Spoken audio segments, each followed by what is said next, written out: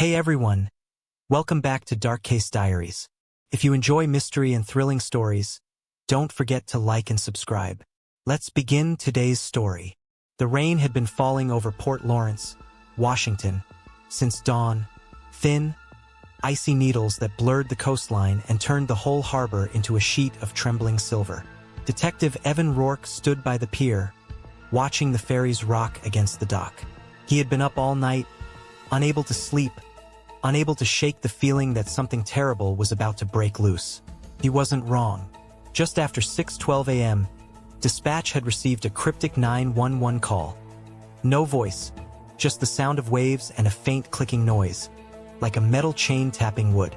The call ended abruptly. When the GPS pinged the location, it showed a point in the middle of Raven's Cove, an isolated inlet known mostly to local fishermen. And that's why Evan was here, waiting for the patrol boat to be prepped. By the time Officer Marla Quinlan arrived, the rain had turned almost horizontal. "You look like hell," she said, handing him a coffee that smelled faintly burnt. "Didn't sleep?" Evan muttered. "You never do." There was a reason for that. A reason he didn't talk about. A reason no one in this town knew. The patrol boat cut through the steel-gray water, heading toward the cove. Seagulls wheeled overhead, their calls strangely muted in the storm. As they approached the GPS coordinates, Evan spotted something floating near the rocks. First, he thought it was driftwood. Then he saw the shoes. "Jesus Christ," Marla whispered. The body was face down, tethered by a chain around the waist to a half-submerged wooden crate. The man looked mid-40s, wearing everyone in Port Lawrence did. It was Dr. Calvin Mercer, a brilliant and controversial research psychologist from the nearby Westbridge Behavioral Institute, the kind of doctor TV shows invited for interviews about criminal profiling. A genius but eccentric, reclusive, rumored to run intense behavior experiments that made many uneasy. Evan swallowed hard. Something about the scene gnawed at him. "Look at this," Marla murmured. Tucked inside Mercer's jacket pocket was a small camera, waterproof, still blinking red. A recording. Evan's pulse quickened. Whatever was on that video might reveal exactly what happened, or who killed him. Back at the precinct, Tech Officer Javier Ortega plugged the camera into the workstation. Video files popped up. Only one had a timestamp from last night. "Ready?" Ortega asked. Evan nodded. The screen lit up with darkness. Just the sound of breathing. Heavy. Rushed. The camera shook violently as if the person holding it was running through woods. Branches slapped against the lens. Then a whisper. "I know who you are. I know what you did." It was Dr. Mercer's voice. He sounded terrified. Another voice replied, calm, chilling. "Then you should have stayed quiet." A figure lunged from the shadows. The screen jolted. A flash of a gloved hand. The glint of a knife. The footage cut to static. A long time ago, Dr. Mercer lived in a large cabin on Falcon Ridge, overlooking the forest. When Evan and Marla arrived, the place felt wrong. Too still, too quiet. The yard was littered with wind chimes, spinning wildly in the storm. The door was unlocked. Inside, the house smelled of cedar and old books. Papers covered the dining table. Handwritten notes, scribbled diagrams, strange flowcharts connecting names and symbols. What the hell was he working on? Marla murmured. Before Evan could reply, he noticed something on the wall. Photos pinned in a grid. 15 faces. Local residents. Some were business owners. Some students. Some had criminal records. Some had spotless ones. At the center was a photo of Calvin Mercer, circled in red.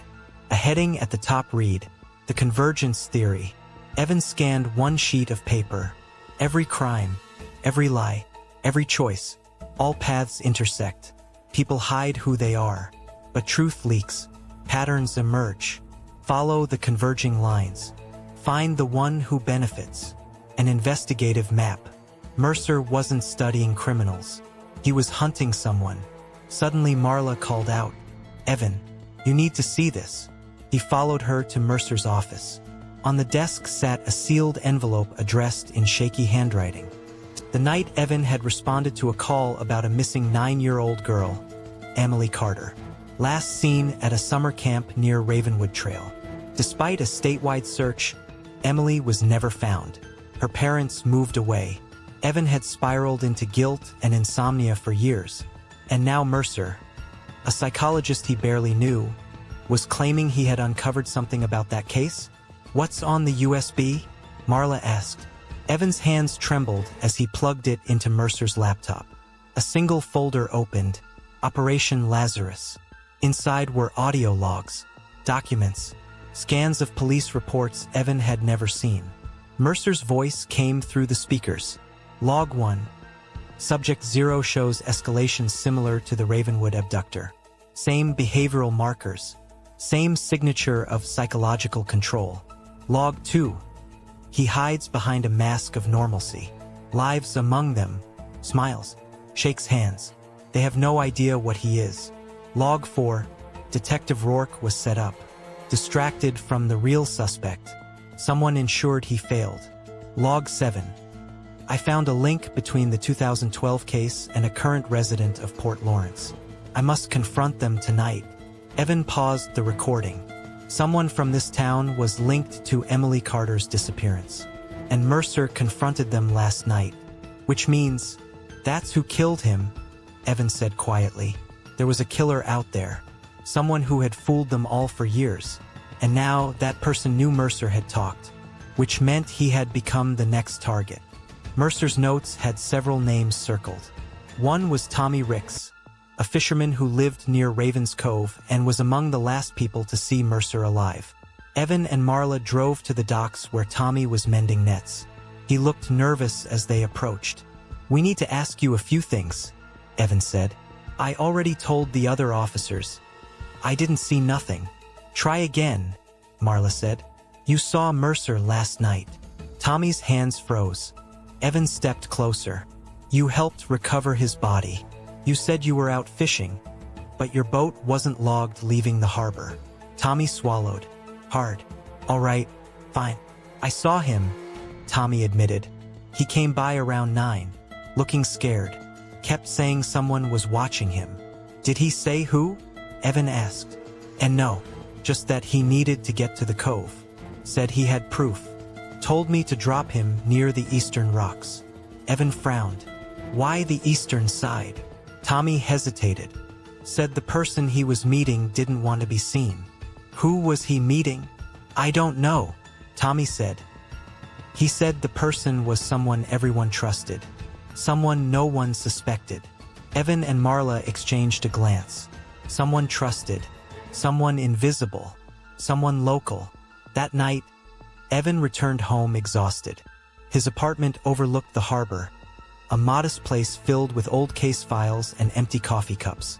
He tossed his jacket on the sofa and rubbed his temples. Then he noticed it. The window was open. He hadn't left it that way.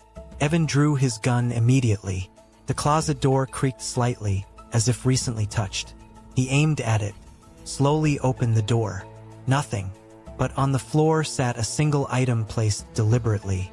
A small, blue hair ribbon. Old. Faded. Evan staggered backward. Emily Carter's ribbon. The one she wore the night she vanished. His hands shook uncontrollably. Someone had been inside his home, and they were taunting him.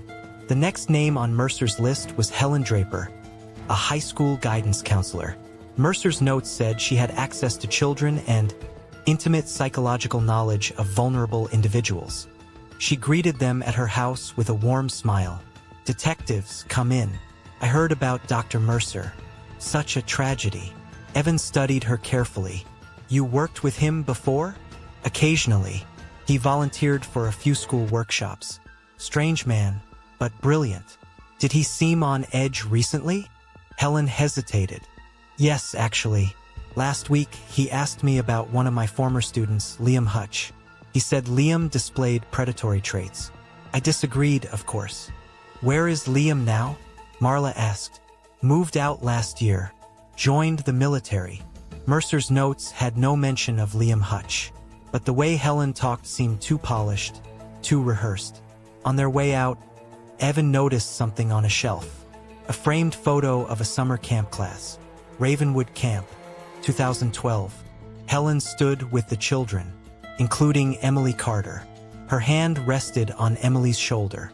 Back at the precinct, Evan pored over Mercer's convergence theory map again. What if the killer wasn't someone random on the list? What if the killer selected who to interact with based on psychological influence? Someone who understood behavior, someone well-liked, someone with access, someone calm under pressure. Helen Draper, but there wasn't proof yet. He needed something solid. Then Ortega shouted from across the room, "Detective, I recovered the deleted part of the video." Evan rushed over. The footage resumed where it had cut off. Mercer struggled on the forest floor. The figure approached. The camera tilted upward just enough to show a silver bracelet. Evan froze. Helen Draper wore that exact bracelet during their visit. A charm bracelet with tiny engraved stars. Marla whispered, "Holy shit, the hunt." They drove straight to Helen's house. The lights were off. The door unlocked. Inside, everything was neat, silent, except a faint thump. From the basement, Evan drew his gun. Marla flicked the lights on, illuminating a narrow stairwell. They descended slowly. At the bottom was a long room filled with shelves, labeled boxes, educational posters. And in the middle, a wooden chair, rope, and claw marks on the floor. Signs of restraint, signs of struggle. Evan's heart pounded. Marla found something on a table, a folder labeled Project Renewal. Inside were photos of multiple children from over the years, behavioral reports, psychological notes. One section read, "The weak must be guided. The strong must be tested. Only through fear can the true self be revealed." Evan's stomach twisted. Then he saw a name, Emily Carter. Her file included a chilling note. "She fought. She screamed. She remembered me." Marla gasped. She abducted Emily. Footprints near the back door confirmed someone had fled recently. They raced outside into the woods. Rain hammered down. Mud made the trail slick. But Helen was fast. Too fast. A crack echoed through the trees. A branch snapping. Then footsteps. Evan shouted, "Helen, stop!" Her voice came from the darkness. Calm. Controlled. "Detective Rourke, you were always so close, so desperate to understand. I chose you for a reason." Evan's chest tightened. "Where is Emily? What did you do to her?" A soft laugh. "She was brave.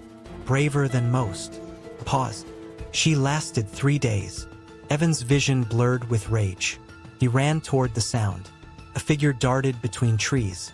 Marla shouted, "Left side!" Evan cut her off, sprinting, branches slicing his arms. Then, clearing. A cliff overlooking the raging sea. Helen stood at the edge, soaked, smiling faintly. "You followed the convergence," she said. "Just like Mercer predicted." Evan raised his gun. "It's over." No, her eyes glinted with something unhinged. "It's only beginning. There are others like me. You have no idea."